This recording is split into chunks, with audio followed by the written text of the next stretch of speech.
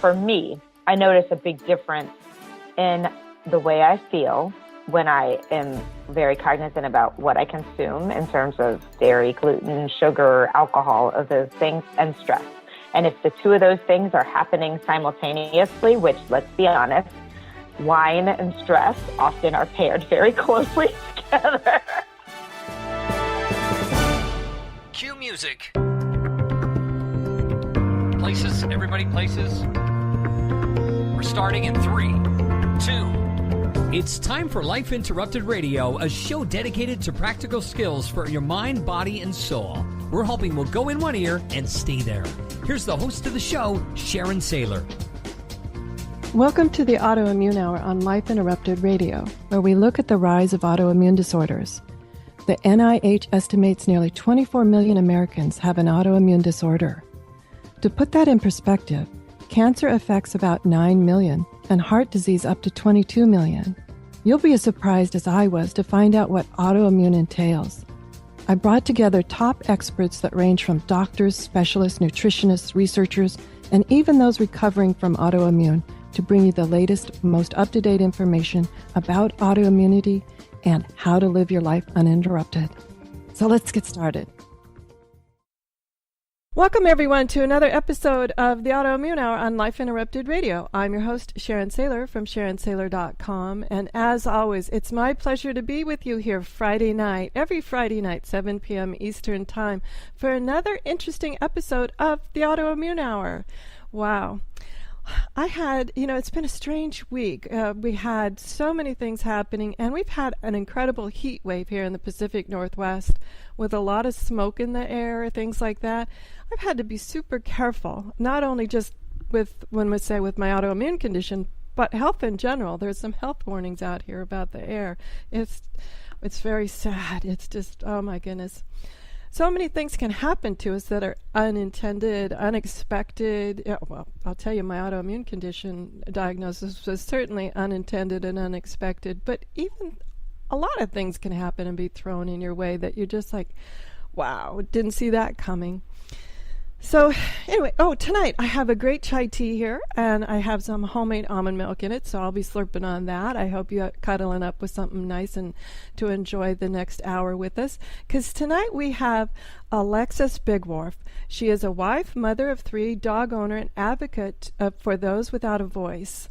She started blogging as an outlet for her grief after the loss of one of her twin daughters to Twin Transfusion Syndrome, and now she uses the blog to advocate for those without a voice. The URL is catbiggie.com. That's KATBIGGIE.com. We'll have that up on Life Interrupted Radio for you.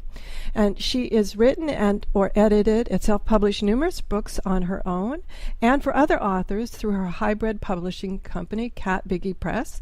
She uses the hard-earned publishing knowledge to support other writers and small businesses in completing, publishing, and marketing their books through her company, Write.Publish.Sell.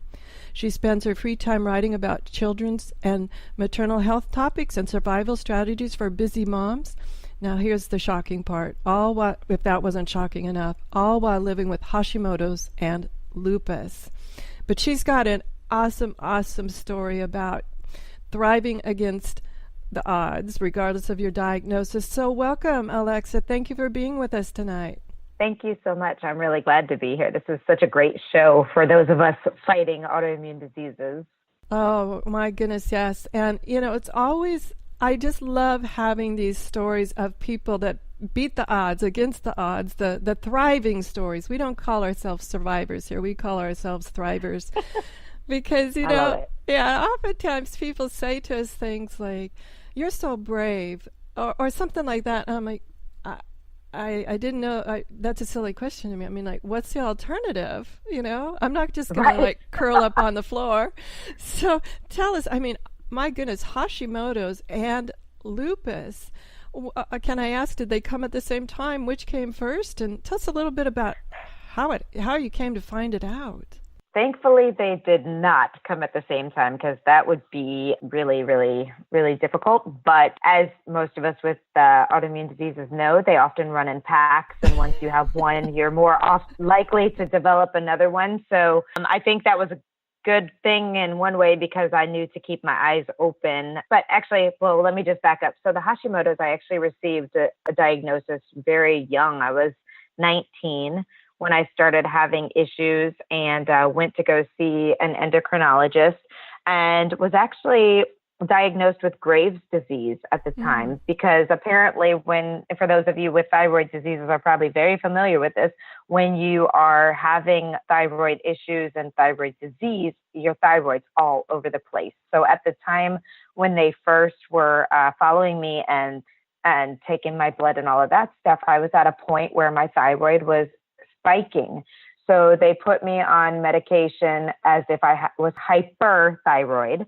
I was 19 years old. I was very active. I was in school and I just was not getting better. Nothing was changing. In fact, I was gaining weight. And I was like, this is so weird. If my thyroid is overactive, why am I gaining weight? Why am I sluggish? All this kind of stuff.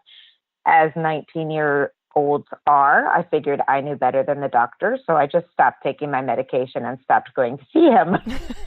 And I don't think we have to be 19 for that. I think some of us rebel at some point in time during our diagnosis. Exactly. And for several years, I was okay. I mean, I went without medication. I was all right. It wasn't until I went into the military when I was 24, I believe, and I'd been doing okay, but all of a sudden I started gaining weight. And I actually, for those of you who are not familiar, in the military, you have very frequent weigh-ins.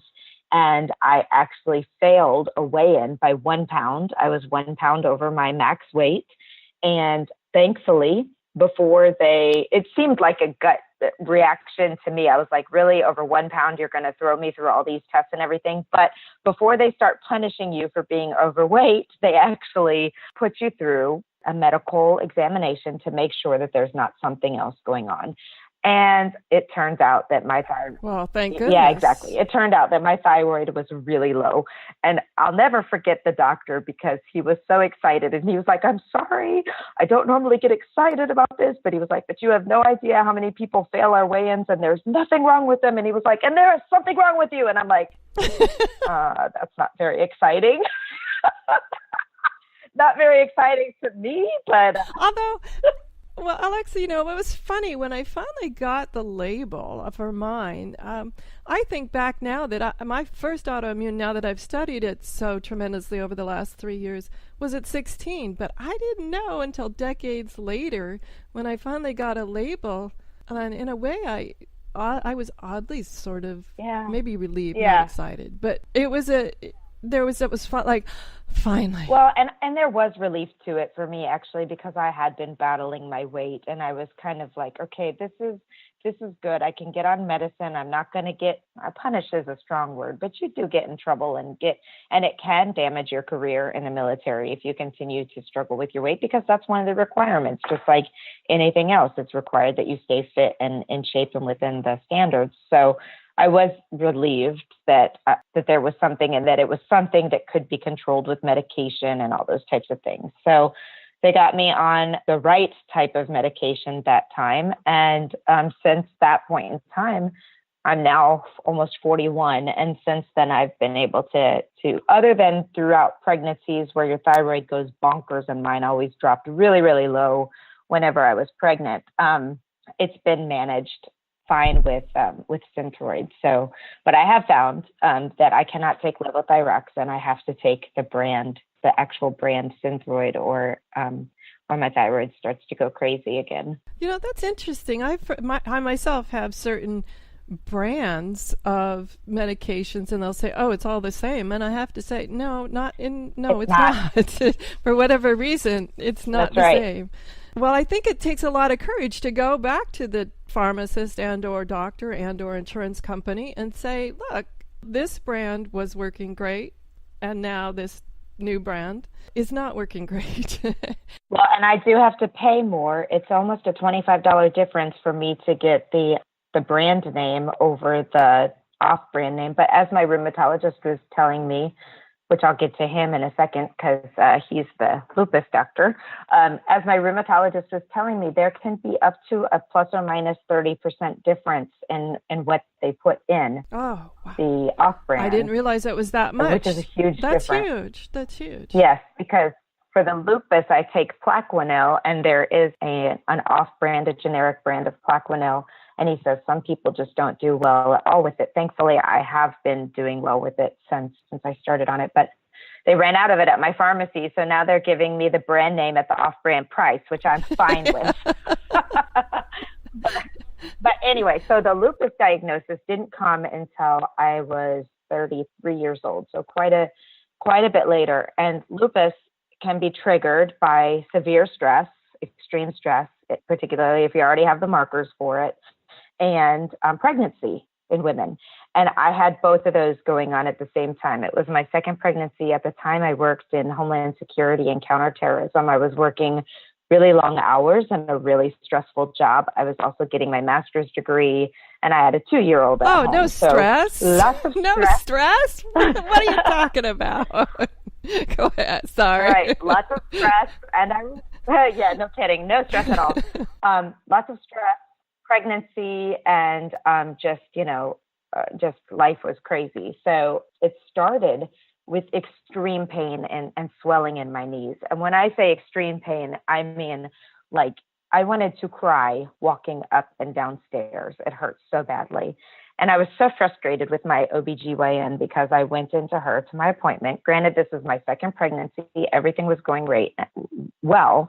And I was like, I'm having really bad pain in my knees. And she was like, well, of course you are. You're pregnant. And it just made me so mad because I was like, I've only gained like 10 pounds.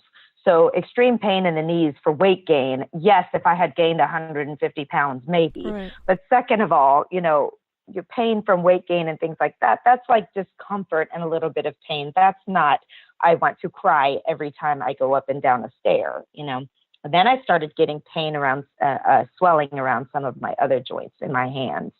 So I went to an orthopedic doctor at the time, and they were like, well, we can't really do anything for you right now. You're pregnant. We can't do x-rays. We can't do any of this stuff. So if you're still having swelling around your joints, come back after the baby's born.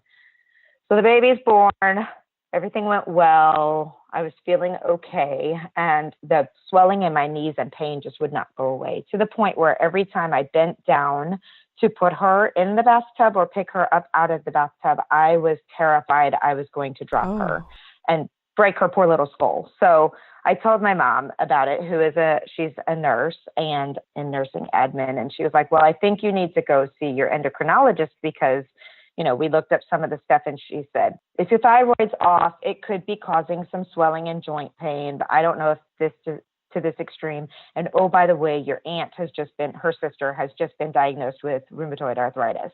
So I think you should go in and tell them this. And I was like, great, this is just what I wanted to deal with right now. I think we've all had that many of those moments with autoimmune. Is like, great. Right. Right. So I went into my endocrinologist. Granted, this is the same guy who misdiagnosed me with Graves' disease years before.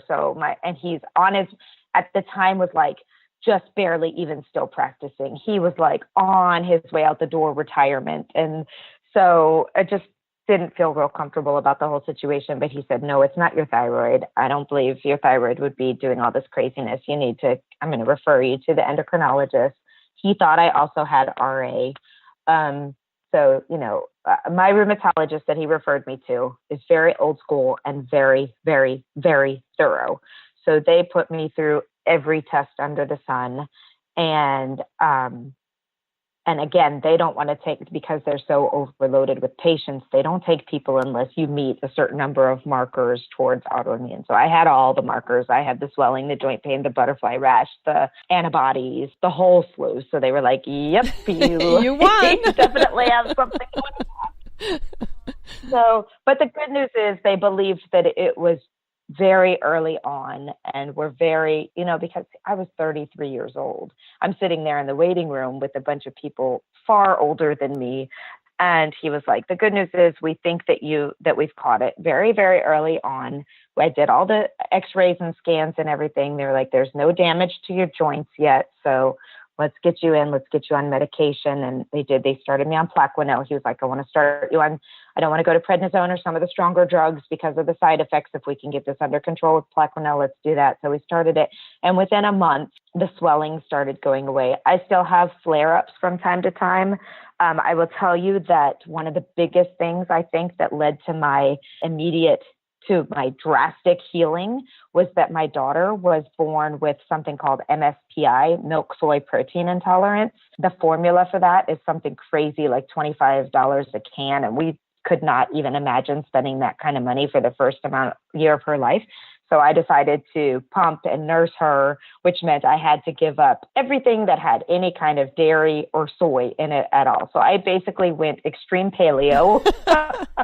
So there was no gluten, no dairy, no fast food, no soy, no nothing. And at the time, I didn't realize it. But since I've been doing a lot of research now, I've seen so much of a connection between gluten, dairy, soy, and flare-ups or even masked autoimmune diseases. So I am a true believer in the impact of food on our health with autoimmune issues. Oh, I find that too. And when I first started doing that, like you, it became down to just a handful of foods that I was eating. Gave up sugars and even a lot of the high sugar fruits, not just the processed sugars, but even a lot of the high sugar fruits. Gave up all the nightshades. And my family, I don't know if this happened to you. I mean, as much as they love me, they're like, this is ridiculous, Sharon. You're eating like 8 things. I'm like, well, I know they don't. I wake up in the morning and I don't hurt. If I eat that grilled cheese sandwich with you, I'll wake up in the morning and I'll hurt. In fact, it happens faster to me. It can just be in a couple of hours. I'll go, I shouldn't have eaten that. So that's always so shocking about it. So controlling your diet, understanding which food sensitivities you have obviously worked for you. It's a great tip, but we need to take a quick commercial break. We'll be right back and ask Alexa about more great tips about how to work these things into your busy life. We'll be right back. Life Interrupted Radio will return after these messages from our sponsors. It's great sponsors like these that keep this show coming to you every week. Be sure and stop by lifeinterruptedradio.com to learn more. Do you want to be a better leader? Have better relationships? Become more self-aware? Be a better communicator? Hi, I'm Sharon Saylor, best-selling author, professional speaker, and executive coach. And my life passion is empowering professionals to be the best that they can be. After years of working with professionals, I've discovered the 7 things nobody is telling you that can cost you your clients, sales, and even your career. And I want to give it to you free. You've heard my show, you know my passion, and maybe we'll be working together sooner rather than later. So go grab this ebook now to find out the 7 things that's costing you big time over at SharonSaylor.com/radio gift. Your conscious lifestyle on steroids. OMTimes Radio. IOM FM. Humanity Healing International is a small nonprofit with a big dream. Since 2007, HHI has been working tirelessly to bring help to communities with little or no hope.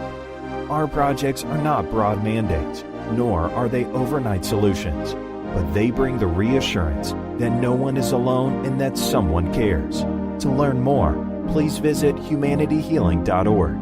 Humanity Healing is where your heart is. Hello, I'm Lisa Berry. Join me every Monday at 1 p.m. Eastern Time for Light on Living. A chance to see new, hear different, and feel more as I shine the spotlight on all the ways to lighten the load of life's challenges. Light on Living is your link to that new way you're looking for, that new understanding that will enhance your life, and that positive connection that will support your growth. So join me and you'll gain insight and start to see things in a new way that motivates you. I'm Fidel Mshombo. I was born in a city called the Bukavu in the Congo. We were a loving family, and then, boom, everything that I had disappeared in a single day. People think that when you are a refugee and they resettle you to America, and all your problems are done. They don't understand that that's the beginning of everything. I was not born a refugee. I was made one. It's time we welcome refugee families with open arms. Learn more at embracerefugees.org, brought to you by the Ad Council.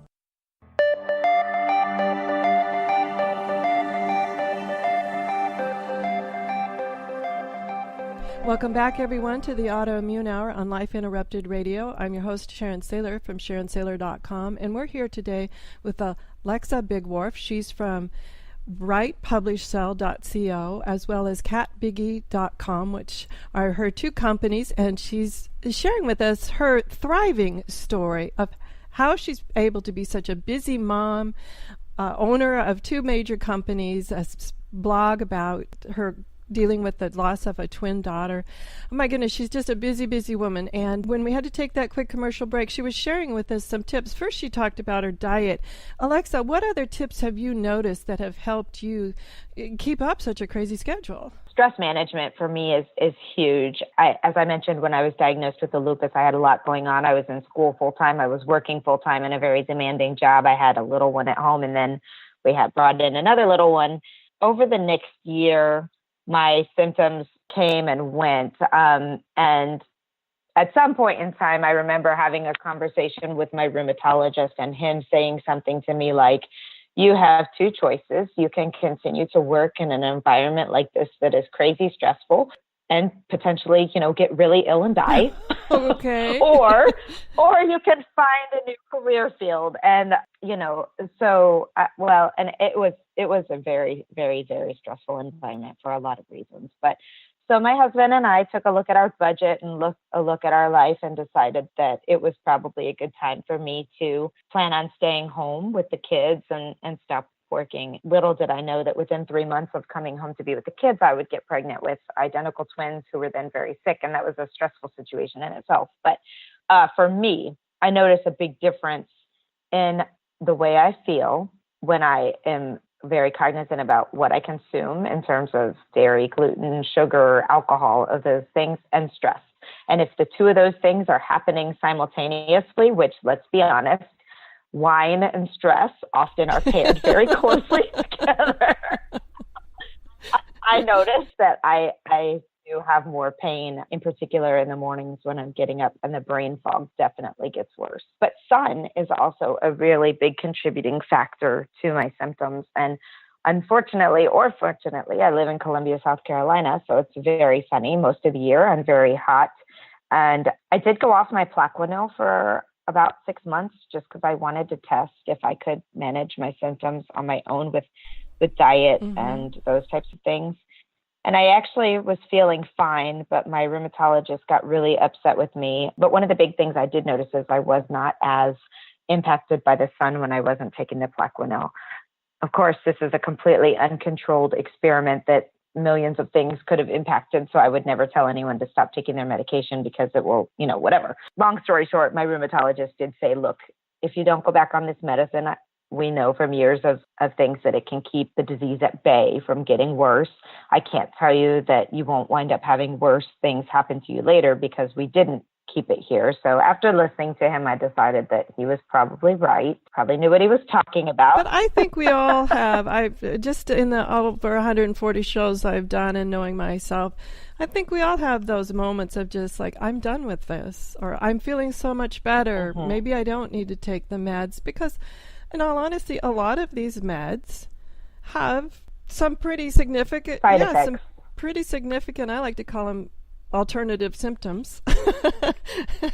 Right.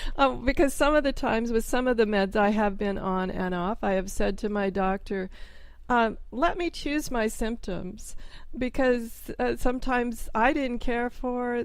I had a period of about 6 months on a particular medication where I had short-term memory loss so bad that they were testing me for dementia. I was writing everything down, and it absolutely terrified me. And I realized that it was the medication. I said, "You let me." Then the doctors, I said, "There's got to be another med, because let me choose my symptoms." And so I think, that's perfectly normal reaction of like, okay, let me see. Am I done with this? Am I over this? But the sun too. I've heard. I travel a lot, and I'm always having to travel with that big hat, and sometimes when I have a flare, I even have to wear gloves to keep my hands out, because my condition is called dermatomyositis, which in dermato means you get skin rashes. So my goodness, Mm-hmm. Wow. So stress management, diet, to staying out of the sun. I think those are ones that I hear that are, I'll say not global, but definitely hit a large range, not just Hashimoto's and lupus. Well, yeah. And see, here's the thing about the medication is that I've done a lot of research, but unfortunately where I'm at, we don't have any. I'd have to drive probably about an hour and a half to 2 hours to get to a functional medicine doctor. And eventually that's what I want to do, is to go to a functional medicine doctor and really look at alternate routes of healing. I don't want to be on medication, but at this point in time, I don't feel safe because I'm not a medical professional and because I'm not seeing someone else who does know how to manage you in alternate ways. I don't feel safe just taking myself off my medication and winging it and see what happens. Yeah, you know, that's really wise. So, that's really wise. I like that, winging it. Yeah, exactly. I mean, it's a little too risky, especially when you're talking about, you know, what could happen if the disease does progress. And it's a little too scary for a 40-year-old with 3 small children to just kind of figure out what would happen. I don't really want to go there. So, you know, but I've done a lot of research, and I do really, really believe that a lot of our symptoms and a lot of the progression of the disease is actually caused by leaky gut syndrome, which is caused by all of those things that we're putting into our bodies, not just the food, but the chemicals we're exposed to. And yes, I'm one of those weirdos, but... Oh, no, I believe in leaky gut too. And I get very frustrated because I do now have a medical team that believes in leaky gut. They may not call it that, but they believe that the health of the gut plays a huge in all of our healing, not just trying to tell someone, look, this is what I'm doing to heal my gut as well. But it is frustrating to oftentimes have to search for the right medical team, the medical team that, you know, has the expertise, but also the open-mindedness, because I've told this story on air before. When I went to the first rheumatologist after diagnosis, highly, highly regarded person, head of a department, you know, just highly, supposedly the best in town type of thing. And I was at the height of the outbreak, the disease, when I was diagnosed. It was quite obvious just walking in, oh my goodness, you have dermatomyositis. He said to me, you know, because it takes a while to get into some of these guys, he said to me, so what have you been doing? And I listed off that, you know, eating organic and off gluten and off dairy and all of these things that I'd read about, trying to heal my gut, filtered water. And he turned and looked at me in all seriousness and said, none of those are going to help. And I'll tell you, the way he said it, I had this wave of 5-year-old sort of scolding from my teacher happen to me. And the little evil twin on my shoulder whispered in my ear, see, I told you could have had that chocolate malt. So I think it's critically important, even if we're not able to get to functional medicine, because I know that is a newer type of thing where it's a little more holistic. And it isn't always easy to follow, but I have found that you're able to find some medical professionals that are saying, I don't know, Sharon, but if staying off gluten and dairy makes you feel better, go for it. That's exactly the response that I got from my rheumatologist, actually, because I'd been doing the Whole 30 program, and I went to see him. And the time before that, I'd gone to see him. I'd been having some flare-ups and wasn't doing super. And then I went back and I was just amazing. I mean, I lost weight. All my symptoms were gone. I felt great. I had more energy. And he was like, well, if that makes you feel better, then do it. And I was so disappointed, though, with that response. I mean, at least it wasn't him saying, that's not going to help you. But I was so disappointed. So the next time I went back, I took him some articles that I'd been reading, scholarly articles. They weren't just like something that I found on Wikipedia. It was, you know, actual medical research and stuff. And this last time when I went to go see him, he actually, I don't know that he remembered the conversation that we'd had. It had been almost 2 years ago. But when I told him that I was, again, following the gluten-free and trying to reduce sugar and dairy and all that stuff, he actually said to me, yes, I've been following some research about the impact that gluten has on. And I was just like, inside my head, I was like, yes, he listened. He might not remember that it was me that told him. It may have been someone else that got through to him. I don't care, but he's listening and looking at some of that. So, yeah. Oh, bravo. Bravo. I no longer go to that rheumatologist, but even the ones I go to that are still open-minded, the thing that drives me just crazy is they'll say, oh, Sharon, you are in the top 1% of our patients with, you're doing so well and all of this. And then I say, would you like to know what I'm doing? No. No, just keep doing it. Take that medicine. I'm like, well, if you've got 99% of other people doing worse than me. Right. And I'm not doing anything like, waving a dead chicken over my head. It's not like crazy stuff.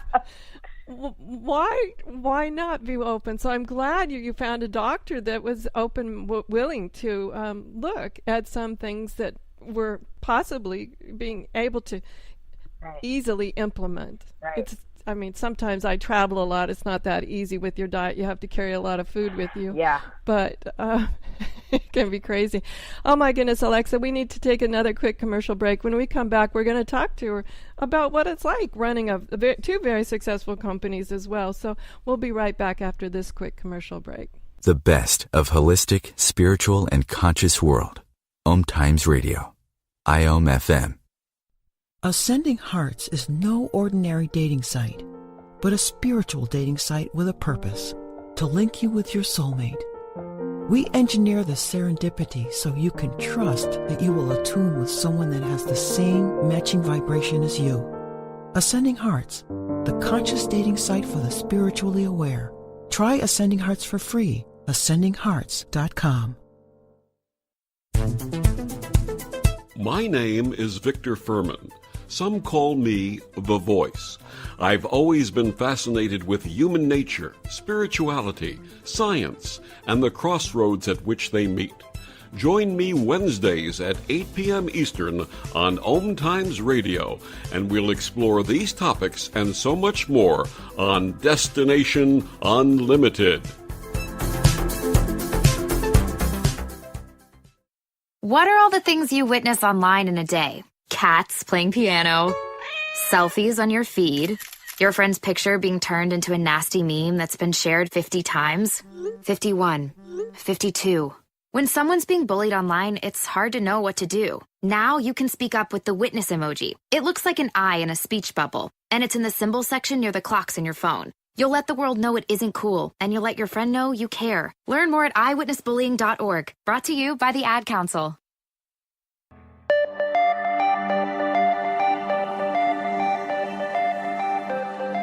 Welcome back, everyone, to the Autoimmune Hour on Life Interrupted Radio. I'm your host, Sharon Saylor from SharonSaylor.com, and we're here with Alexis Bigwarfe today, and she is the wife, mother of 3, dog owner, and advocate for those without a voice. She is just an awesome woman. She also has her own self-publishing company, as well as helping others, small businesses and individuals, complete, publish, and market their books with her company, Write.Publish.Sell. So if that's not enough, she spends her free time writing about children's and maternal health topics and survival strategies for busy moms. So welcome back, Alexa. Thank you for sharing your story about what it was like to be diagnosed with Hashimoto's and lupus, and those great tips that I found that they're ones that I think are global, not just if you have Hashimoto's or lupus. Definitely all of us can implement those in our lives. Tell me, I find it fascinating the number of people, these thriving stories I like to do. So many of them have, after the diagnosis, found a different passion. And because what I do, and also as my kids like to say, the real world, is I'm a corporate communications trainer and body language expert.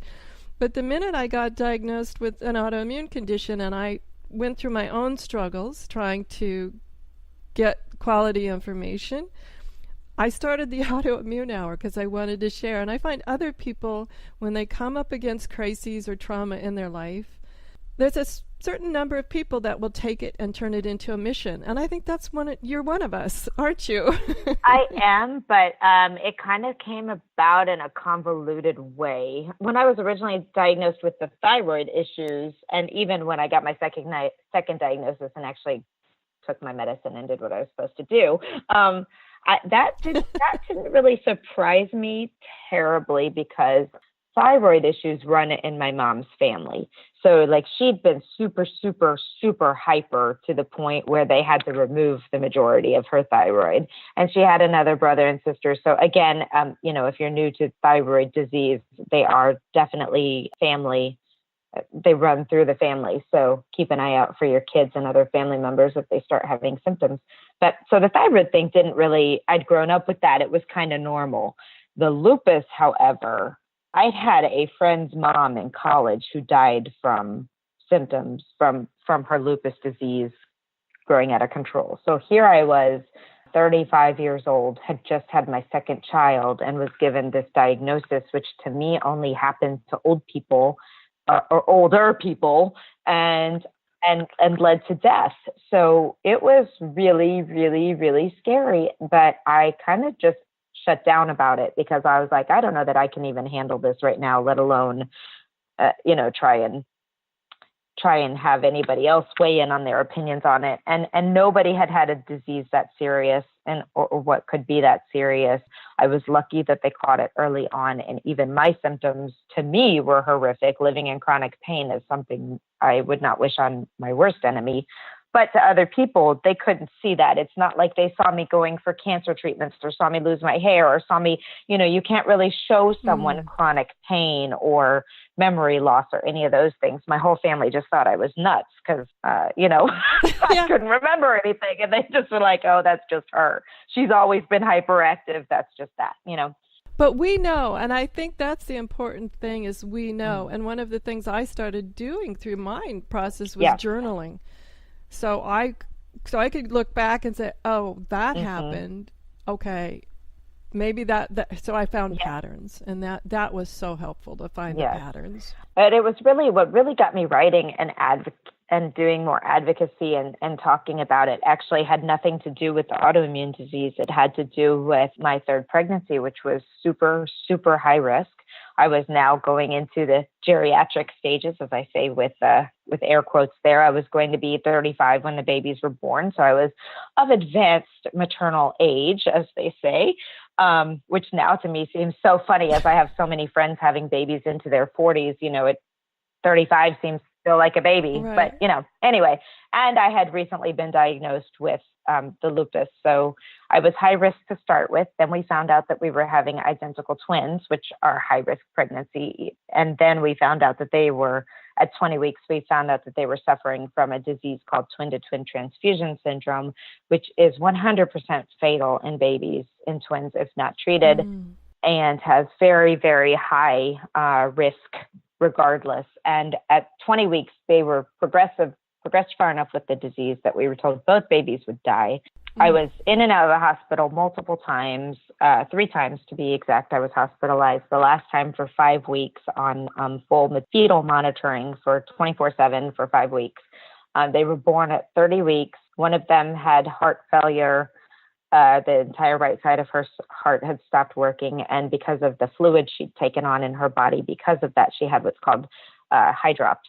Her lungs weren't able to develop to support her body. So she passed away after 2 days. And the other one was actually the one that was growth restricted. She was only 1 pound, 10 ounces at birth. So we had no idea what she would be faced with as she spent 12 weeks in the NICU. And my health obviously was on the absolute back burner because I didn't have time to think about it. But the way this all connects is that I started blogging about grief of losing a baby and about having a baby in the NICU and about twin-to-twin TTTS, twin-to-twin transfusion syndrome, and making people aware of it, because if you are able to get pregnant, you are able to have identical twins, because the doctors and medical community have no idea what makes that egg split. So any one of us could wind up with identical twins, and 20 to 25% of identical twin pregnancies would be diagnosed with twin-to-twin transfusion syndrome.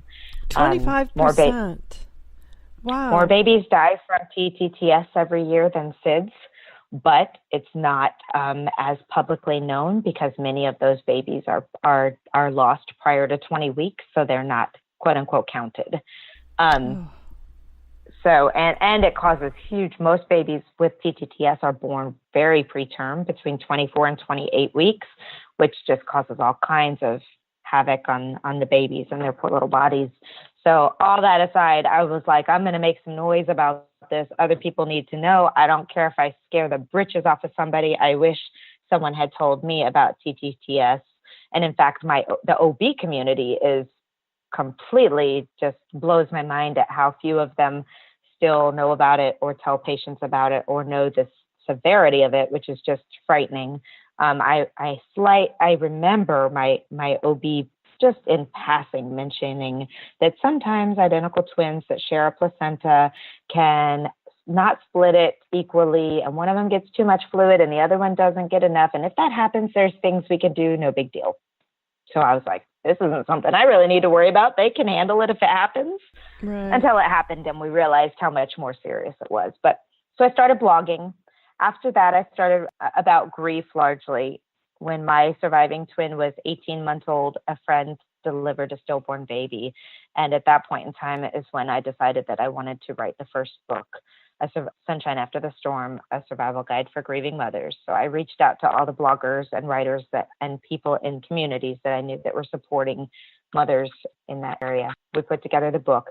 I did the editing, the compilation, and the entire publishing process. And I just fell in love with that process and realized that it was something I wanted to help other people do as well. So I started helping others, and it started out mostly as grief, but now it's my platform. I work almost entirely with females who are writing some type of nonfiction, self-help, transformation, encouragement, survival stories, those types of things.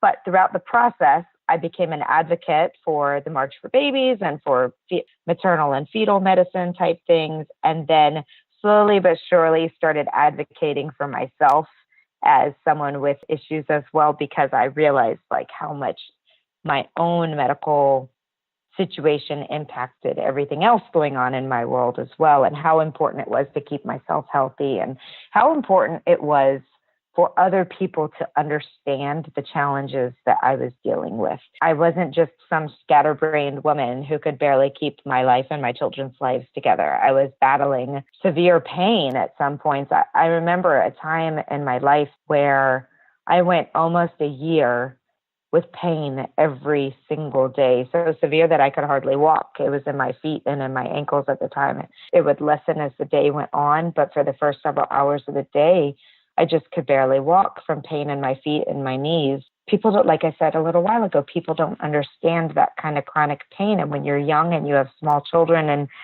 and people don't expect you to be in a situation like that. And, I kind of became a hermit because I didn't want to explain why I didn't want to be with people. And not a lot of people really got that.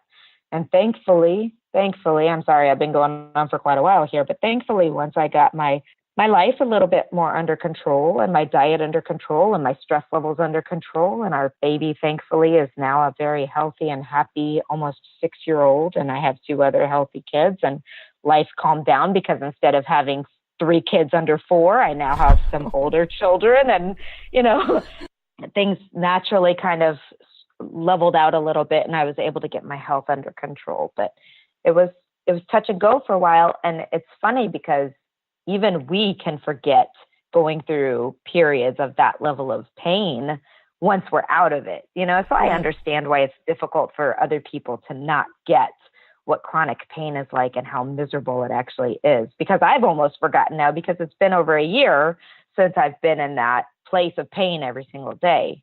I agree. It's not only do I forget. I mean, I would think that I always say, if I hadn't forgotten the pain of the first childbirth, I wouldn't have had the second. Amen. That's so true.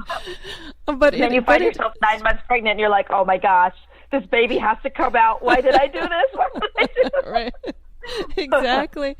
But the other interesting thing I find, though, with what we'll call just the illnesses type things, that I can be sailing along quite well, and then all of a sudden I'll wake up and I don't know, maybe it's a pains in my hands and feet or something. It's just something, or maybe you're just sitting there watching TV and all of a sudden this headache just comes on super fast.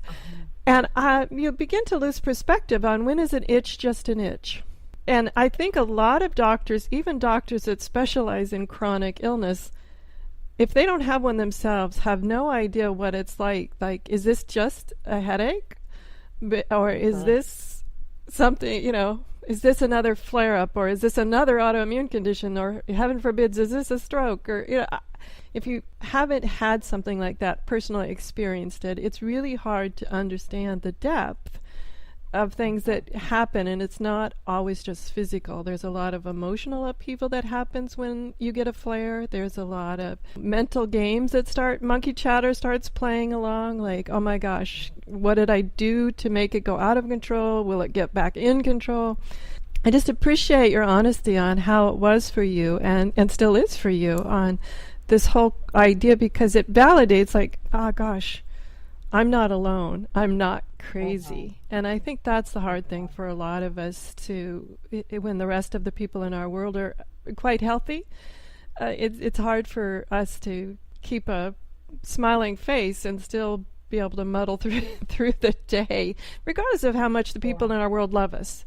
I mean, I don't think it has anything to do with that. They just don't understand. It's so true. And I applaud my husband now for taking more of an interest in it. We went through our ups and downs, and my disease was very stressful on our marriage when I was going through difficult times, because he, thank the Lord, is a very healthy person. He doesn't even get headaches. So it was really hard for him to understand how I could possibly be in pain every day. And it was really hard for him to understand why I was so crabby all the time.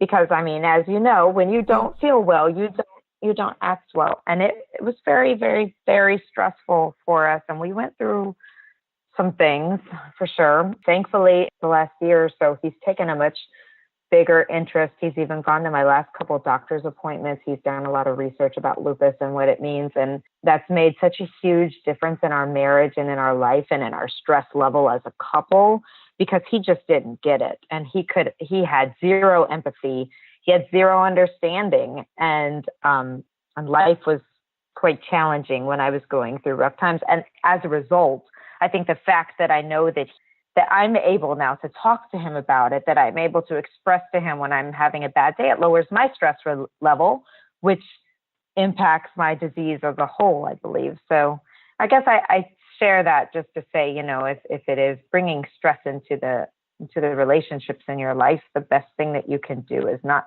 to get upset and not get like really fired up about it, but try to educate the person and try to bring them into your world a little bit more so they can kind of understand, and hopefully they'll open to that. Right. I always call it talking on eggshells. I mean, sometimes with stress, we're like walking on eggshells. But when I was at the height of it, a lot of the condition, I didn't even know how to talk about it. So I was always sort of talking around it, talking on eggshells. Mm-hmm. I was always sort of talking around it because I didn't even have the words.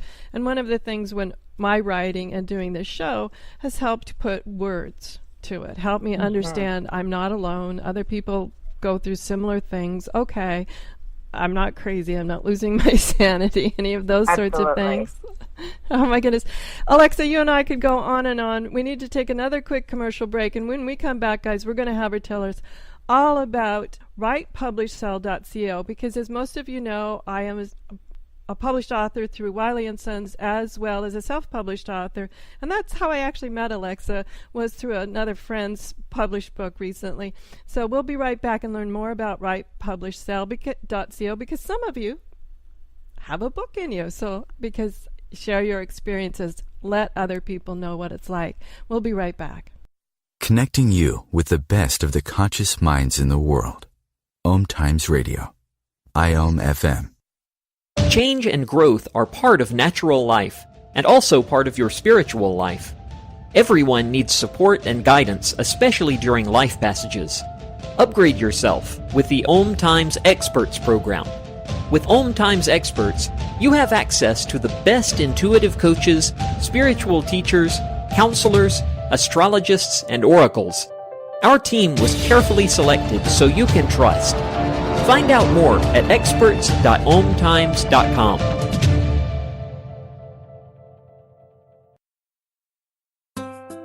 Grab a cup of tea or a glass of wine and tune in for Inspired Conversations with publisher Linda Joy on Tuesdays at 2 p.m. Eastern. Linda creates sacred space for leading female luminaries, empowering authors, heart-centered female entrepreneurs, coaches, and healers. A soulful venue where guests openly share the fears and obstacles they've overcome, wisdom and lessons learned, and the personal journey that led them to the transformational work they do in the world. Inspired Conversations to empower you on your path to authentic, soulful living. Hey, Dr. Phil here. You know, I help people solve difficult problems every day, but one problem has me stumped: childhood hunger. Nearly 16 million children in America struggle with it. Luckily, the Feeding America network of local food banks collects surplus food, giving hope to hungry children and their families. But they need your help. Join me in supporting Feeding America and your local food bank at feedingamerica.org. Brought to you by Feeding America and the Ad Council.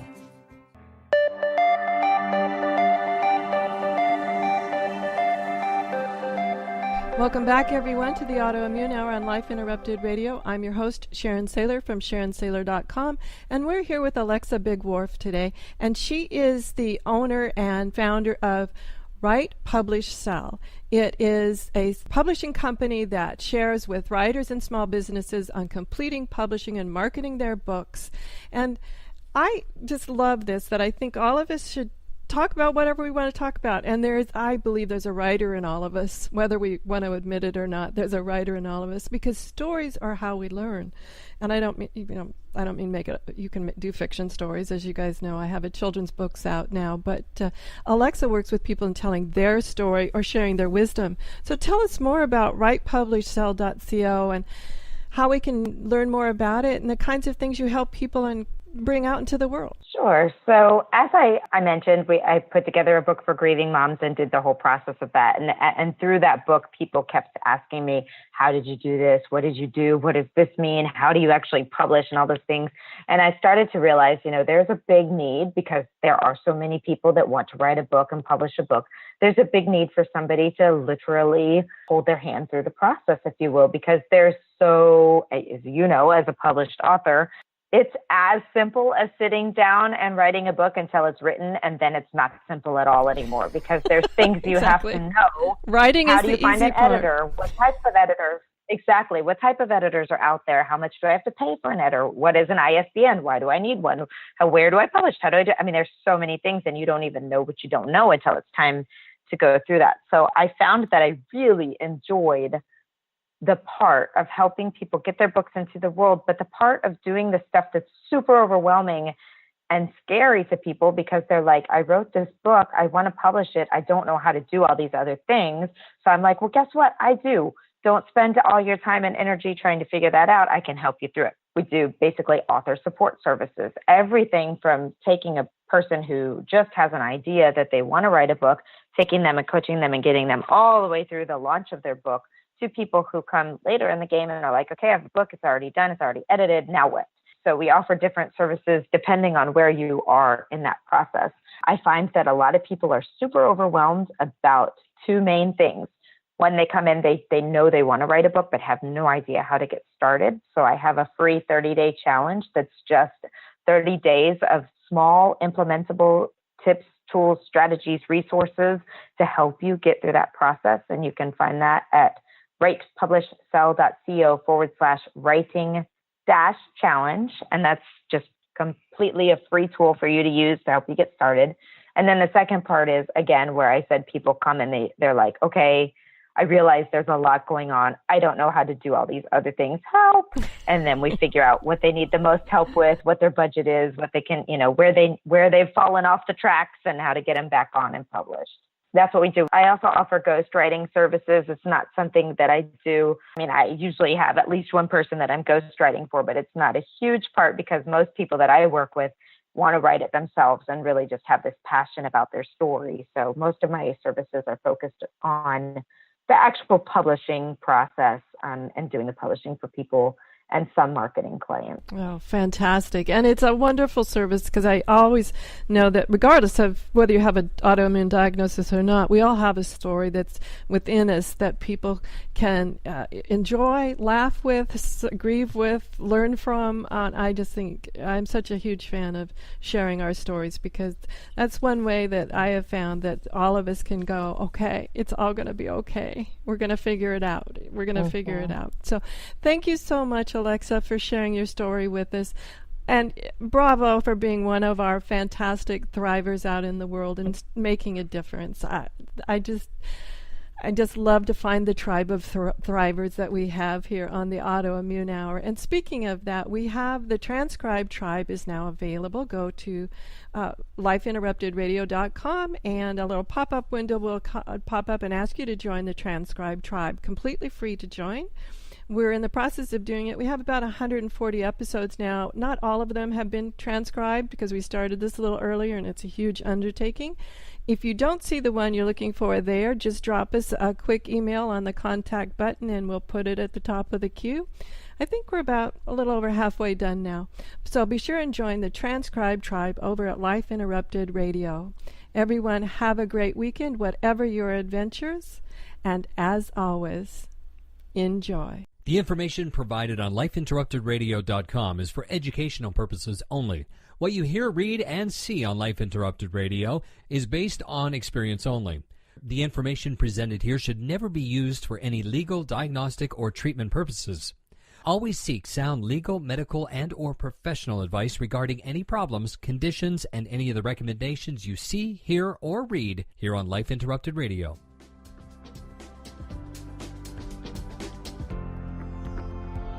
You've been listening to Life Interrupted Radio.